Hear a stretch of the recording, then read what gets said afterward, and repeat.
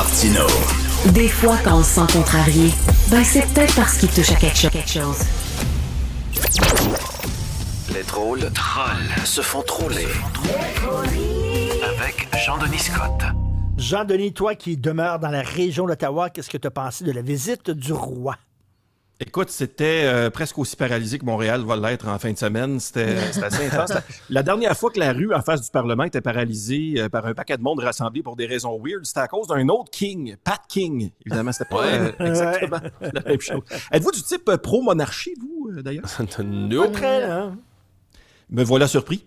En tout cas, il a fini par arriver dans son beau gros carrosse, acclamé par des milliers de personnes comme une star du rock, ou dans son cas, rock et belles oreilles. Le roi a donc présenté le discours du trône, mais ce qui a finalement retenu l'attention, c'est quoi? C'est les souliers de Justin.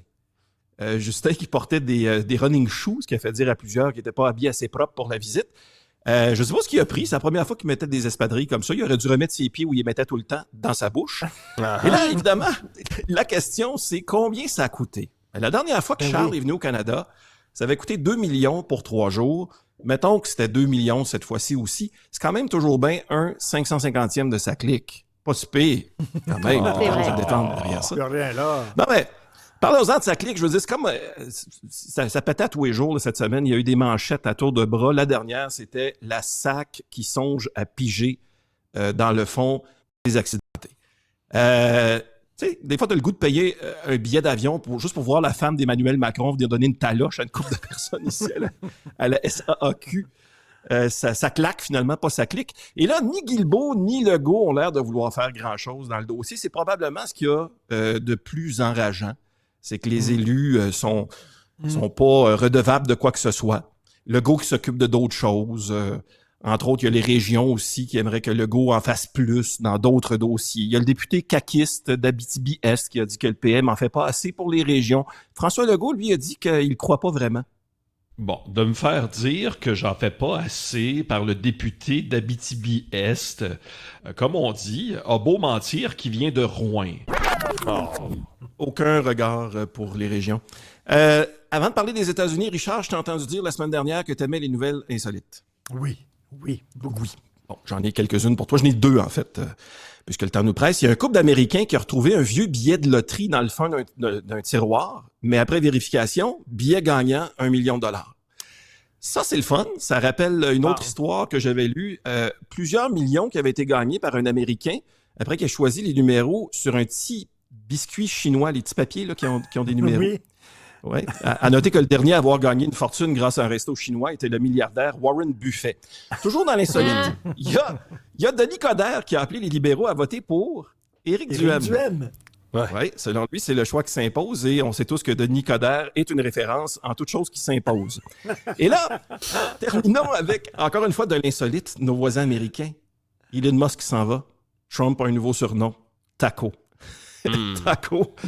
Trump always chickens out, alors Trump se dégonfle toujours.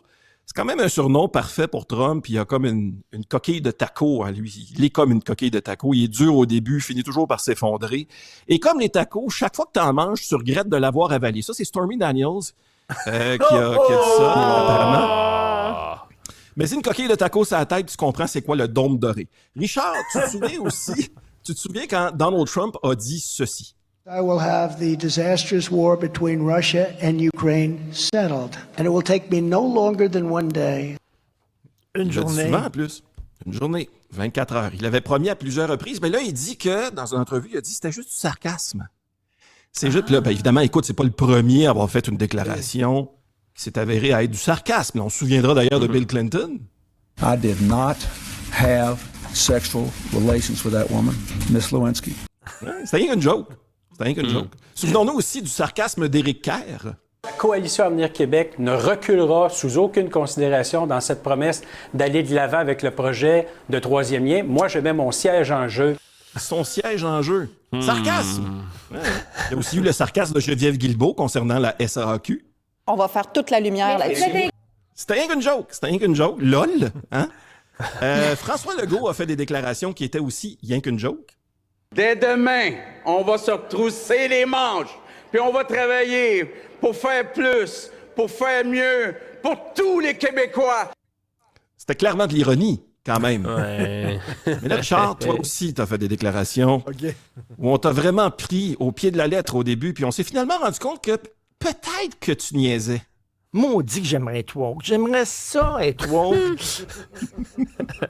Ça a été long, mais on a fini par comprendre que peut-être que tu niaisais, Richard. Peut-être un peu de sarcasme. Et une dernière de tes déclarations, t'avais l'air sérieux quand tu l'as dit ici, quand tu parlais de Jean Charest. Jean Charest est un gros trou du cul de merde qui mange du vomi.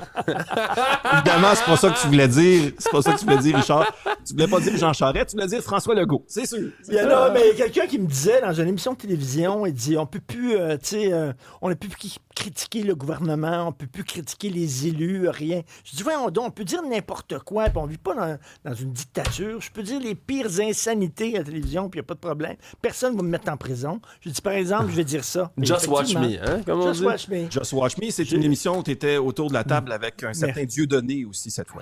Oui, Dieudonné. Merci beaucoup, Dieudonné. Salut. Ça fait plaisir. À bientôt. Salut, merci. Alors, écoute, après les pigeons dans un avion, c'est quoi? Et là, on revient ici, au Québec. Heureusement, l'avion n'avait pas décollé parce qu'il était en montage, cet avion-là. On se retrouve à Mirabel, où on assemble dans une grande usine les Airbus qui vont être destinés à voler dans les cieux. On a un petit pépin durant la dernière semaine. Une famille de ratons laveurs. Ben voyons. Une maman raton et ses 5 dans un hôpital. et ses 5 petits bébés. C'est parce que c'est rural, ces installations-là à Mirabel. Puis là, on ouvre souvent les grandes méga doors, comme ils appellent les gigaportes de ces hangars-là. Puis ça peut arriver qu'il y a de la faune et de la flore qui rentrent. Et là, dans ce cas-ci, en l'occurrence, famille de ratons laveurs, maman avec ses 5 bébés. Ils trouvaient refuge. Puis ça a l'air qu'on les a aperçus quand la maman était en train de monter le train d'atterrissage d'un avion qu'on est en train de monter.